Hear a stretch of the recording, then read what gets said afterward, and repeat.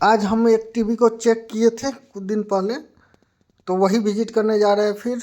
ये पताही खराना गांव में।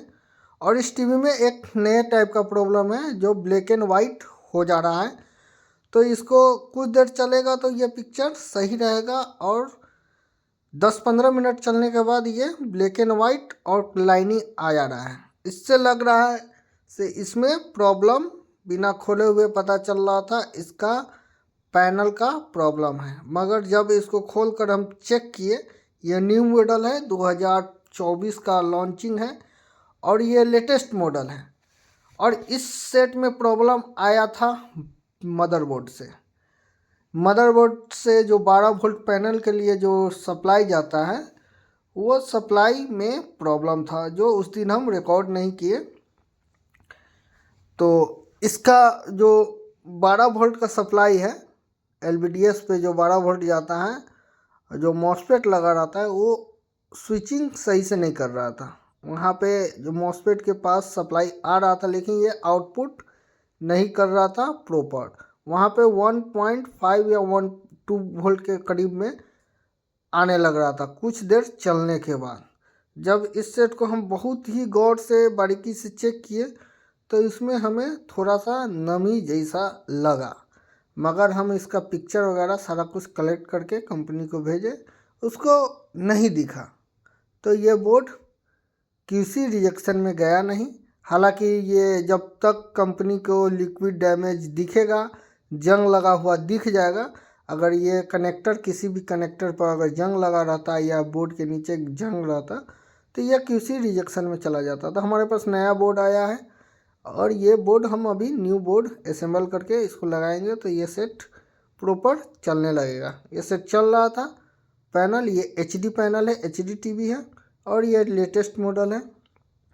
पहले के मॉडल में सेंसर अलग से रहता था, लेकिन इस मॉडल में सेंसर और माइक्रो स्विच, वाईफाई डोंगल, सारा कुछ इनबिल्ट बोर्ड के साथ ही आ रहा है। अगर किसी भी तरह का प्रॉब्लम आएगा तो ये सारा कुछ एक ही साथ बोर्ड के साथ ही रिप्लेस हो जाएगा। और इस बोर्ड का कुछ कॉस्ट ज़्यादा होगा। जिसमें वाईफाई डोंगल साथ रहता है उसका थोड़ा कॉस्ट ज़्यादा कंपनी के थ्रू पड़ जाता है। हालांकि MI में एक फैसिलिटी है, कस्टमर खुद भी OW में है तो MI के साइट पे, MI के ऐप में जाकर जो मॉडल आपके टीवी का है उस मॉडल का आप बोर्ड का प्राइस डायरेक्ट आप देख सकते हैं। इसमें ओपन ही हर कंपनी में नहीं रहता, इसमें सारा कुछ ओपन है। जो आपके मोबाइल पे दिखाएगा वही पेमेंट हम लोगों को भी आता है, क्योंकि वहाँ पे आपको जो दिखाएगा वो विदाउट GST दिखाएगा। जब परचेज कीजिएगा तो वो GST ऐड हो जाता है, वही GST ऐड होके हमारे पास भी आता है। हालांकि इसका हम कनेक्शन कर लिए हैं और सारे कुछ कनेक्ट करने के बाद टीवी को ऑन करके देख लेंगे। तो ये लेटेस्ट मॉडल है। पहली बार इस मॉडल को हम खोले तो थोड़ा खोलने में दिक्कत हुआ, क्योंकि हम इसका मैनुअल देखे नहीं थे।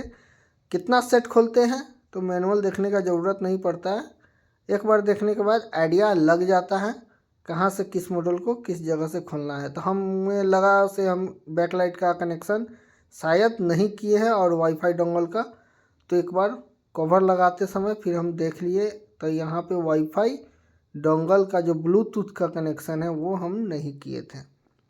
अगर ये कनेक्शन नहीं रहता तो या प्रॉपर नहीं रहेगा तो रिमोट हमारा दूरी से काम नहीं करेगा, एकदम नज़दीक आके काम करेगा। और मेरा वाईफाई का एंटीना का तार भी नहीं लगा रहेगा तो हमें टीवी के पास ही से वाईफाई काम करेगा। अगर मोबाइल लग में रहेगा हॉटस्पॉट ऑन होकर तो काम करेगा, और दूरी रहेगा तो ये काम नहीं करेगा। अगर यही एंटीना कनेक्ट हो जाएगा तो 20 मीटर के दूरी तक का काम करता है, कभी कभी ज़्यादा दूरी भी काम करता है, लेकिन कंपनी 20 मीटर तक ही बताती है। और हर कंपनी 20 मीटर से 30 मीटर के बीच ही रहता है। लेकिन अगर आपका वाईफाई का रेंज ज़्यादा है तो ज़्यादा दूरी से भी काम करेगा। ब्लूटूथ भी ज़्यादा दूरी से भी में भी काम करता है, लेकिन कंपनी 20 मीटर के दूरी ही बताती है, क्योंकि ये हर जगह के रेंज के ऊपर है, फ्रिक्वेंसी के रेंज के ऊपर है।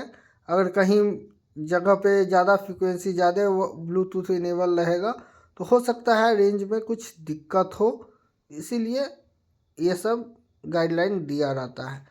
कहीं कहीं तो और दूरी तक काम करता है, लेकिन वो कंपनी नहीं कहती है से हाँ इतना दूरी तक ही काम करेगा।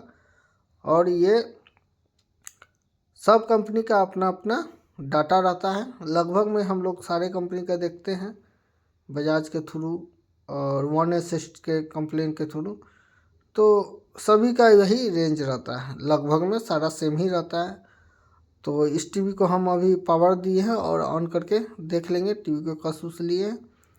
इसका नया तरीका से लॉक दिया हुआ है। पहले का जो टीवी था उसका डायरेक्ट कवर खोलने के बाद खुल जाता था। देखिए पिक्चर मेरा आ गया, जो वाइट आ रहा था वो प्रॉब्लम सॉल्व हो गया। और मेरे अभी बेसिक टीवी सेटअप करके टीवी को हम सेटिंग में ले लेंगे और वाईफाई कनेक्ट करने के बाद इसका गूगल टीवी सेटअप करेंगे। अगर हम अभी डायरेक्ट गूगल टीवी सेटअप में चले जाते हैं, अगर वो रेंज नेट का स्पीड स्लो रहेगा तो ये टीवी मेरा हैंकिंग मोड में चला जाएगा या हैंक भी कर सकता है। तो इससे पहले हमें बेसिक टीवी सेटअप करके ये भी चलाकर प्रोग्राम चला लेंगे, उसके बाद इसका सेटअप